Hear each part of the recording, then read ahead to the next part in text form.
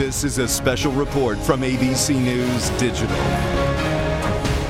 I'm Dan Kleffler in New York with an ABC News Digital special report. Prince Harry will close out his 2013 American tour with a spot of polo in Greenwich, Connecticut this afternoon. The Prince on horseback, the match being held to raise money for his Sentebale charity for AIDS orphans in Lesotho, a small African country. It is an exclusive crowd on hand, about 400 people in all. The tea and cucumber sandwich scene marks a pretty swift turn from the Prince's affairs on Tuesday, that including a trip to Superstorm Sandy ravaged parts of New Jersey. And I want to bring in ABC's Lana Zek, who is with Harry in Connecticut. And Lana, tough assignment, I know. So who is the Prince suiting up for today? Well, he's playing for the Sentebale team, as you mentioned. That's the charity that is dearest to his heart. He created it in memory of his late departed mother, Princess Diana. And he said at the lunch today that if only people would visit Lesotho, they would fall in love immediately. All of that is, of course, in an attempt to have everybody open their checkbooks and make some donations today. Well, yeah, absolutely. And it's not every day that you get to see a royal on horseback, hitting the ball around, swinging the mallet a little bit. So I know a big change from yesterday when he was down on the Jersey Shore, you on there as well, being toured around by New Jersey Governor Chris Christie, looking at some parts of the Jersey Shore that are still obviously recovering and rebuilding when Superstorm Sandy had moved through. What was his reaction when he saw some of the devastation down there?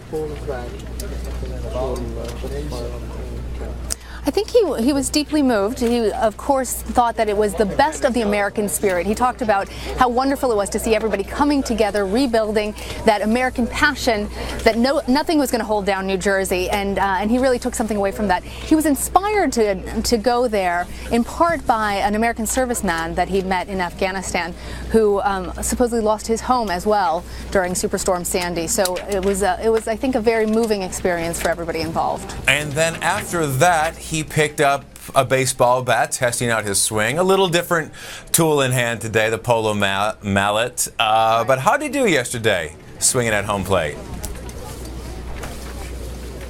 Well, I gotta say, Dan, I think he's a lot more comfortable with the polo mallet than he was with the baseball bat. But luckily, some kids in Harlem gave the Prince a little lesson.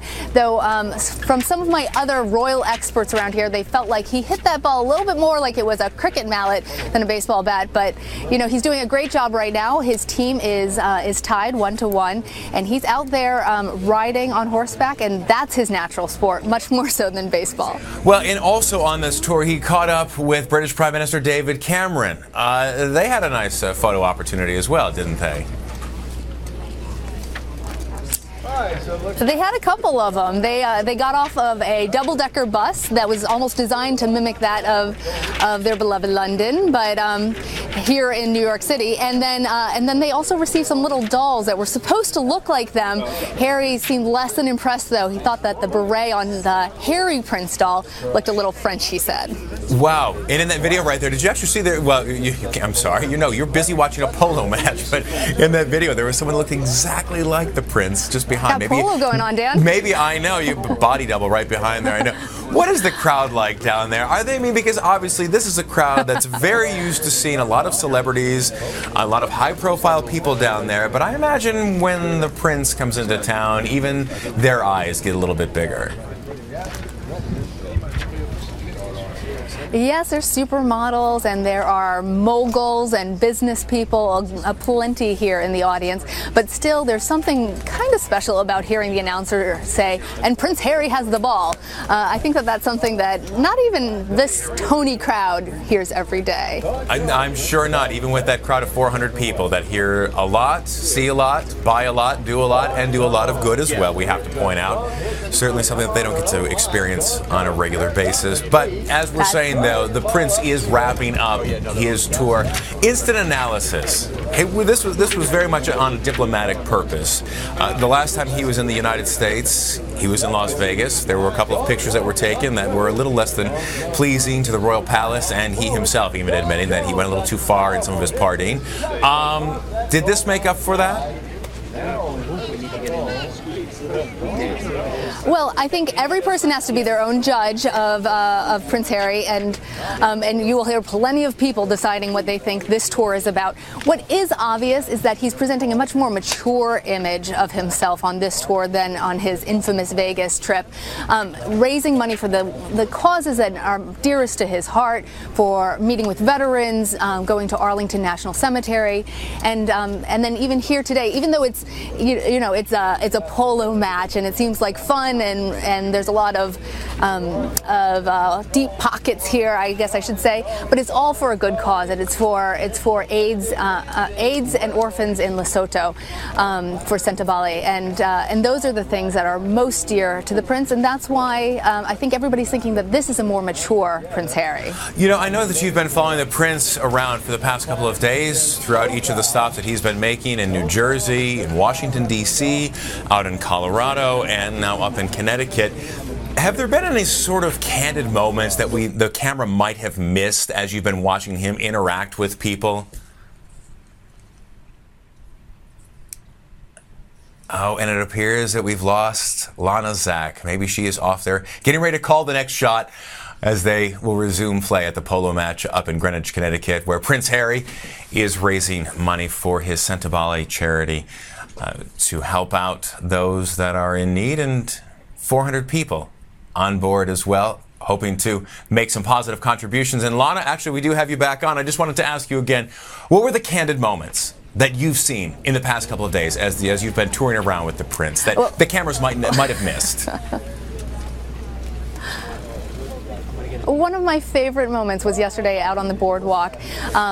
He won a little stuffed elephant for an 11-year-old girl named Taylor, and she decided that the prince was very handsome and she would name her elephant Harry. And did he blush from that? Because he seems as if he would be a very modest guy, that when a compliment like that is paid towards him, he would take that in stride. He actually received the adoration of many a young girl here in the United States, so I don't think that was anything particularly new to the prince. And Lana, do we have the exclusive yet? Have we got the one-on-one sit-down with him before he heads back overseas? I'm still working on booking that, Dan. All right, well, please keep us updated on that. We will obviously be rooting for you and pulling any kind of strings we possibly can to make that happen. Lana Zach, thank you so much, obviously, for your time and for your reporting up in Greenwich, Connecticut today. And thanks so much. As Lana has been saying, the prince is wrapping up his 6-day tour of the United States up in Greenwich, Connecticut. And, of course, coming here to the United States, wrapping up with a polo match, starting off in Washington, D.C., paying tribute to an organization, the Halo Trust, recognizing 25 years of its service to clear landmines throughout the world, a service and an organization that was so near and dear to his mother's heart, the late Princess Diana. And from that start of this trip, it has been a lot of public service. It has been a lot of public opportunity for photos and to meet with officials, but also to meet with everyday Americans, those that were hit hardest by Superstorm Sandy, those that suffered injuries from wars. Certainly a diplomatic tour coming to an end for the prince. We, of course, have a complete recap and write-up on abcnews.com of the prince's visit. For now, I'm Dan Kleffler in New York with this ABC News special report. This has been a special report from ABC News Digital.